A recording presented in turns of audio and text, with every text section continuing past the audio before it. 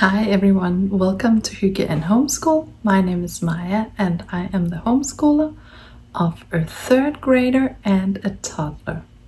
And today I will be talking about the differences between the Danish school system and the American school system. First, I want to come with a little disclaimer that I have never gone to an American school. I've never have a kid in an American public school. And the Danish school system that I'm referring to is the one that I grew up with, the one that I went to many years ago. I have talked to a teacher and it seems like not much have changed. They have some more hours in the day, but besides that, it seems like they even use some of the same books.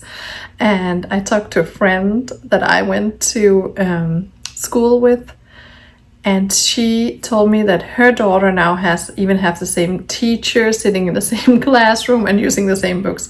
So I don't know how much have changed. I bet something has changed, but it's my perspective from when I went to school in Denmark and from what I've heard and read about the American school system. So I'm just so if anything is wrong, if you're like, that's totally wrong about the American school system, please put it in the comments below, because I'm no expert in either of them. This is just my observations. So here we go.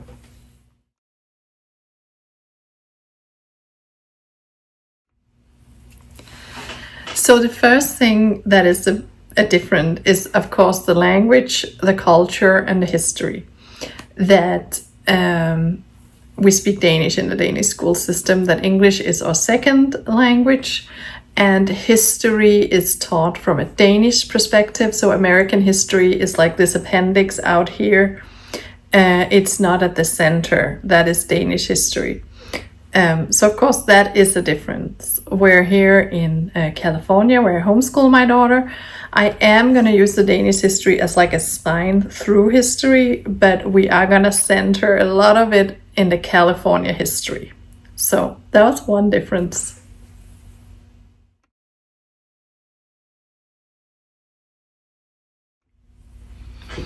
So another big difference is the classroom, where I have seen these videos and they have really confused me with American school teachers getting in the summer break and decorating and putting up posters.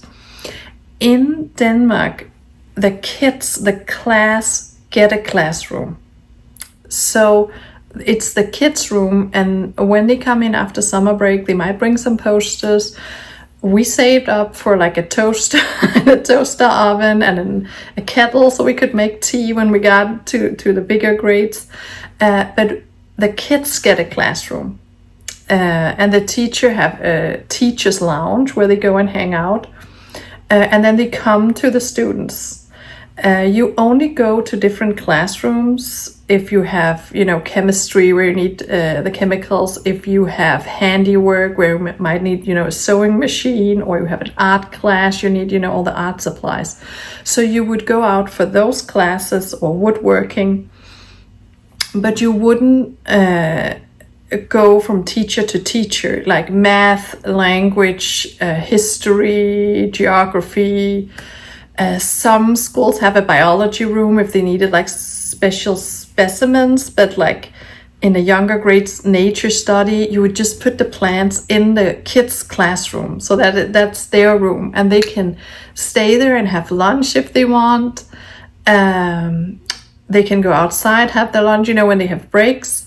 It's not like in America where the kids, they might have a copy. I think when I watched American shows when I was young, I was like, what is a copy for? Why don't we have that? It's because in Denmark you would put your backpack at next to your seat, and it was your classroom, and then you can visit other kids in their classrooms, but it is the students' room.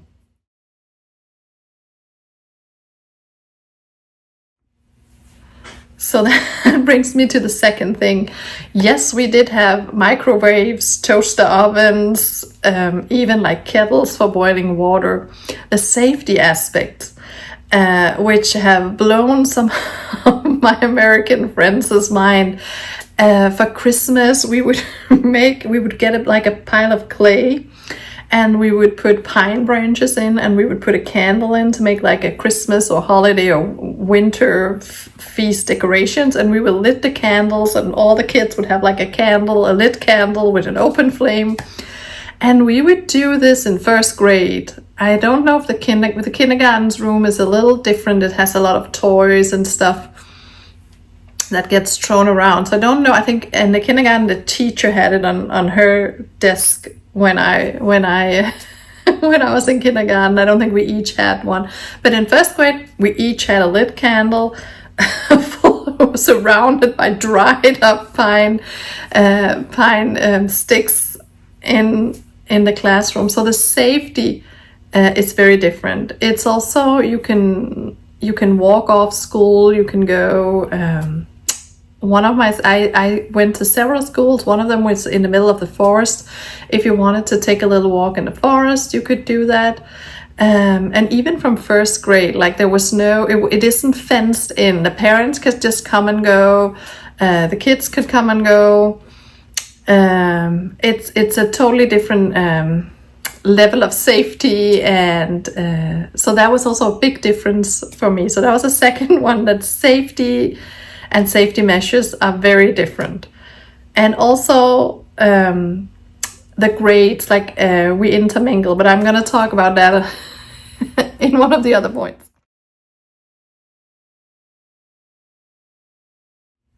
So yes, I was going to talk about it now. So the class and the grade, and it's confusing to me because that's why I'm not saying elementary or middle or high. I don't... I keep forgetting what, I mean, I know elementary is the younger and then middle and then high. In Denmark, you have kindergarten when you're 5 or 6. And then from your 6th till 10th grade, 9th grade, you go at the same school.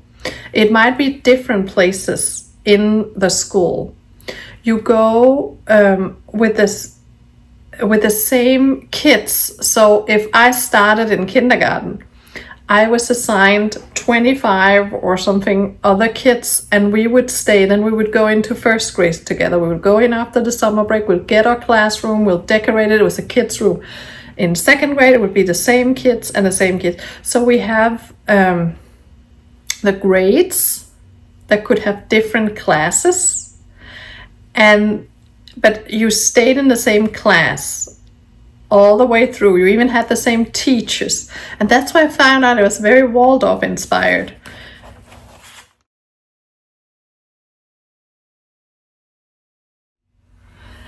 And then point number 5 is the different grades. It's kind of what I said, that we don't have elementary school, middle school, and high school the way that America has. We have like one big school.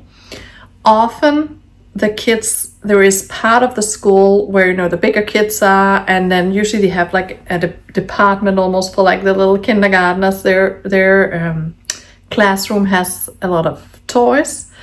I couldn't figure out, so I don't want to talk too much about it, if the ages were the same. I feel like we're a little older getting into high school, but I don't know. But we have kindergarten where we start at 5 or 6, and then we go up to 9th, and then you go on to high school if that's what you choose. We also don't have preschools, and that is confusing to Danes and Americans as well, because we try to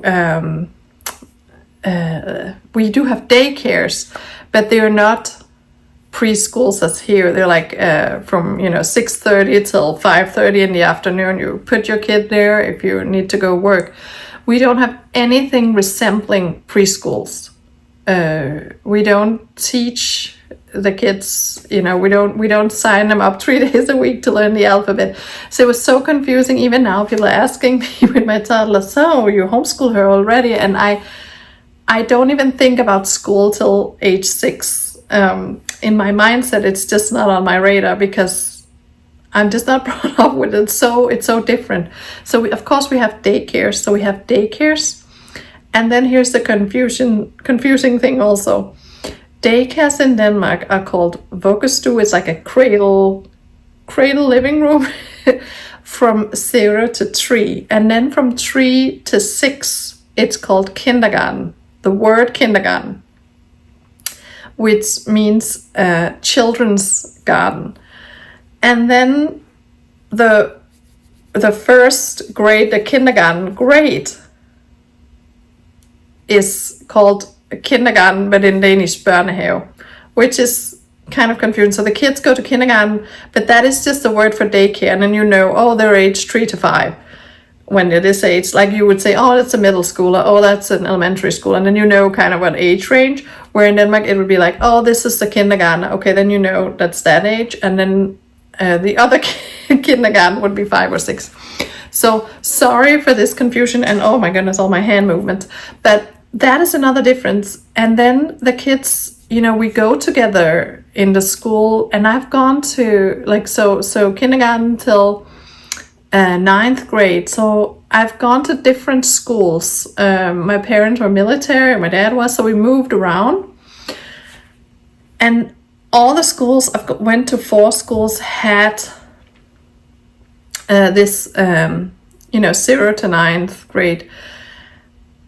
And all of us, the schools had kind of areas where, so the little ones were over here, the elementary, but it wasn't like cut like in America. It was like, oh, the little one. It also depends on how the school was built. So they tried to like divide it a little. So the bigger kids were over here and a little, but usually there was a big playground in the middle. And it wasn't like you couldn't go to the other's playground. Everything was open. So I had friends that were a lot older. I love to hang out sometimes with the little kids. In one of the schools I was in, you could volunteer and you could help in the kindergarten. So sometimes, during recess, I would go out and seek out the kindergartners and hi, when I was older. So it wasn't as divided. Like you wouldn't go to a new school, and also the whole thing that you followed your class all the way through. Unless, as I did, I changed schools. But if we had stayed living when I started school, I would have graduated with the same 25 people in my class. So, yes.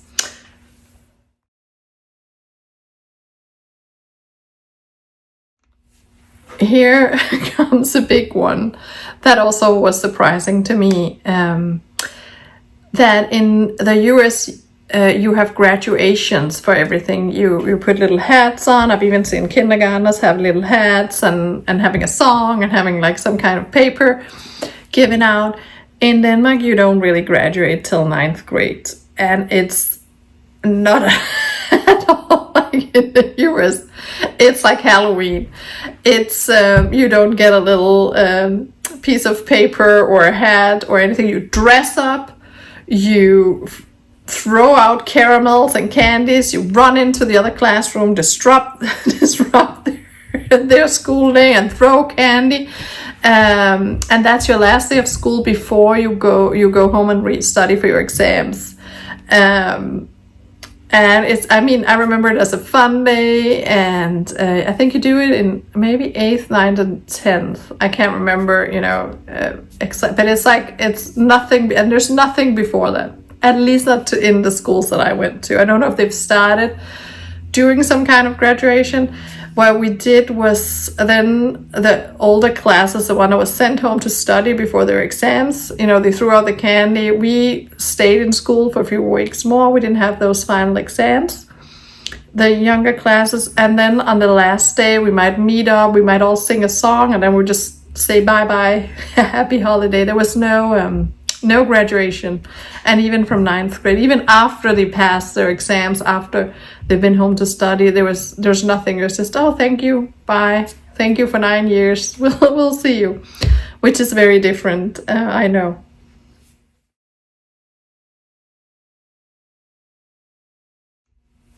Then there are the lunches. I have never been to a school,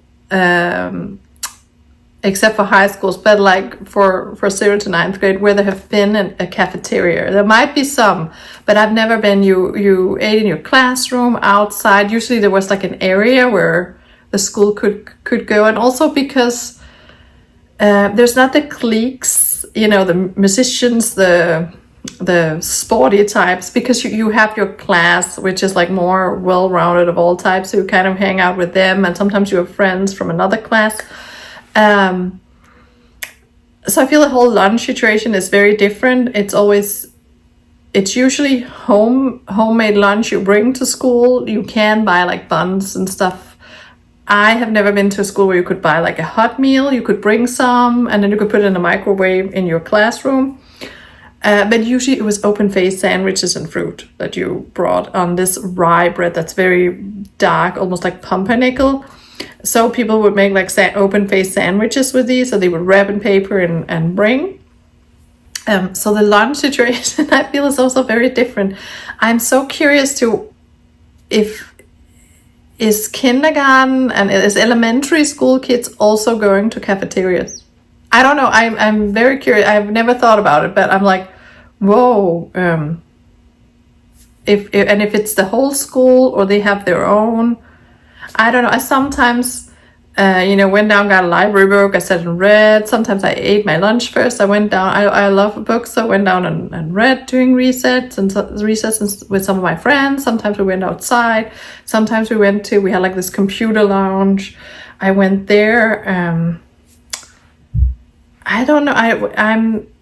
I'm curious about the recesses, because I don't know what they're like in American school except for movies. And there they all go to the cafeteria, where in Denmark you would bring your own lunch and you'd sit together with your friends in your classroom, or you would go outside in the summer and sit in the grass. So yeah, please comment below. I'm so curious. I've never thought about it, what recess is like in an American school. And also because if they divide the school in middle and elementary, then you don't have the bigger kids watching out for the little kids. I don't know. Comment below.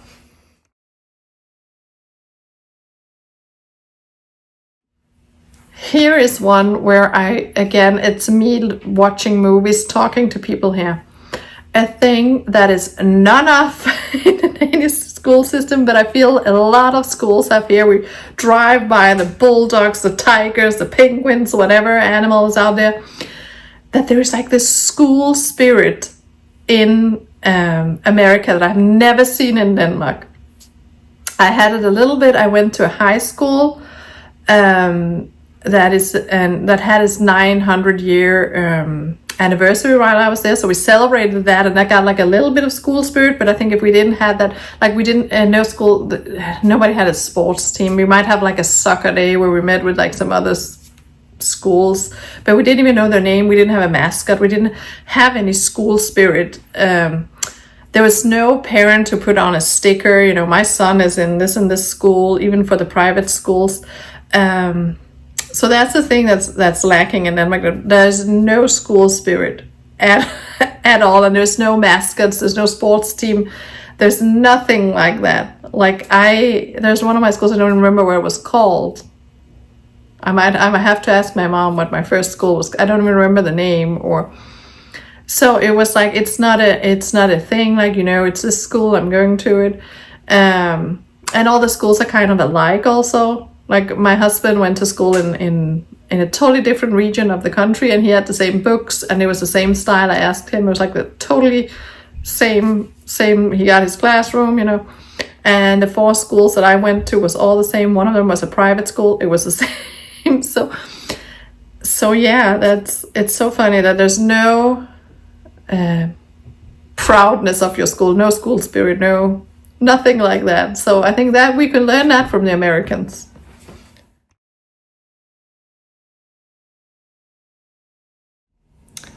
Then there is the question about the school supplies, and it came as a shock to me here, because in America, because I didn't know that you're supposed to bring your own supplies. In Denmark, usually in all the schools, and my husband has also gone to 2 schools, it's always been in the basement. The basement is full of old curriculums, notebooks, pencils, crayons, whatever. The school gets a super massive deal. They buy in huge stocks. I think there's products that's only made for schools that the school buy very cheap for all these students.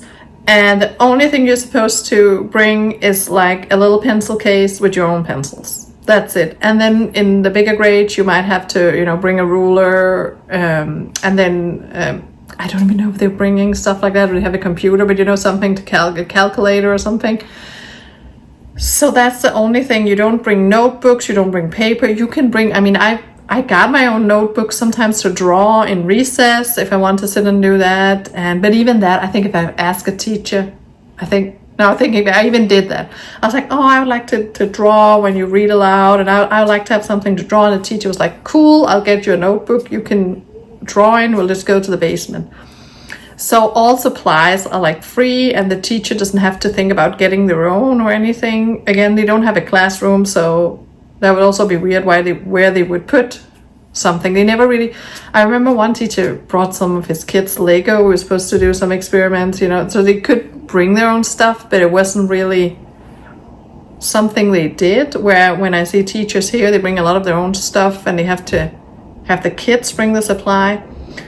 I don't really know. I'm also thinking like if the school went together and the parents went together, it must be more less expensive to kind of go and say, you know what, how much for 200 notebooks or even 2,000 notebooks, we put them in the basement instead of each family bringing their own. And I've heard some families some schools put it all in a bucket and then the kids take it. I don't know. Everything was on the school. Nothing, the kids, except for the little pencil case for themselves. And even if they didn't have a pencil, the teacher would have one. They could just, there's like this, it was like a huge, it was huge, like you could walk and walk and walk, and there would be curriculums, notebooks, art supplies, paper, whatever, in bulk down there. So no teacher was missing anything, no student was missing anything, and yeah. It was very different from what I hear here. But again, I've never had a kid in American schools. I've just seen also Target have all these supply things set out for parents, and it puzzles me how it worked, because I would think even if the parents got teamed together in a class, but I guess since the kids is in a new class with new kids, you never get to know the parents as much. That's the thing, the school supplies was always there. So that's the next point.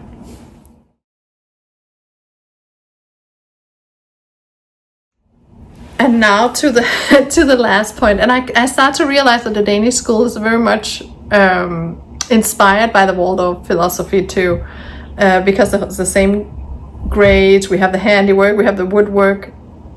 And I don't even know if American school have cooking classes, woodwork and handiwork and stuff like that. They probably do at art classes. I don't know. But they do in Denmark. The last thing is you have a very relaxed relationship with the teachers. So usually the teachers also follow you through the grades. Some of them changes, but and here I'm not sure how it works.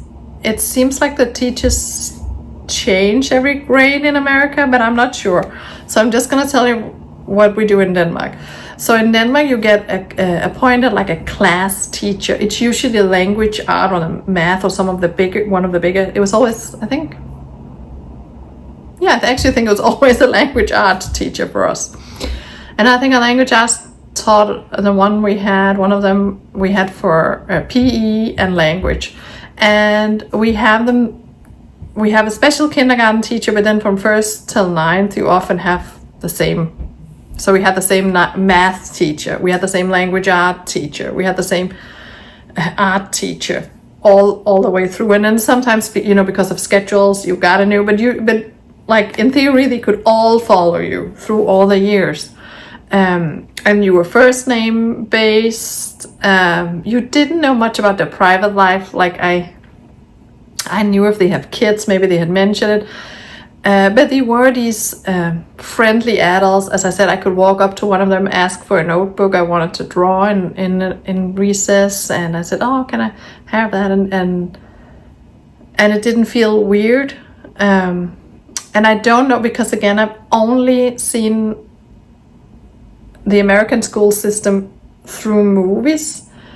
So I don't know if it's like this friend. It's some of the movies, it seems like they're very distant from the teacher, and they say miss and mister and yes sir, and you would never, it was like a I won't say parent, but more like a friend, and you would just say, "Oh, John, come over. Can I borrow your pencil to your teacher?" There wasn't this.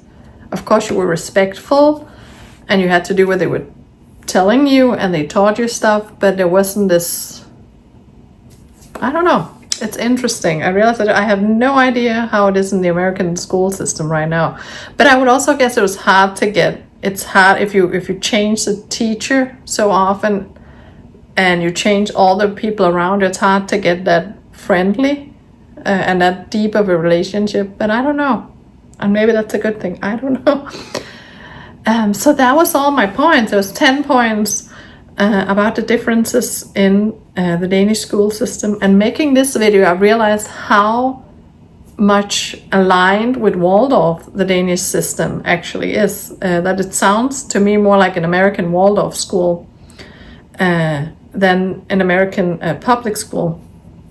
But I don't know what you think. I really hope somebody please comment on this one, because I'm so curious if I have gotten the American school system completely wrong, and there's so much I don't know, because again, I've talked to other parents, I've only watched movies about it, but it seems so different. And I'm thinking now that also might be in my subconscious one of the reasons I chose to homeschool, because it was like this different school system that I couldn't even really grasp, and it just, I don't know, maybe I have to think about that. That's one of my reasons to homeschool too.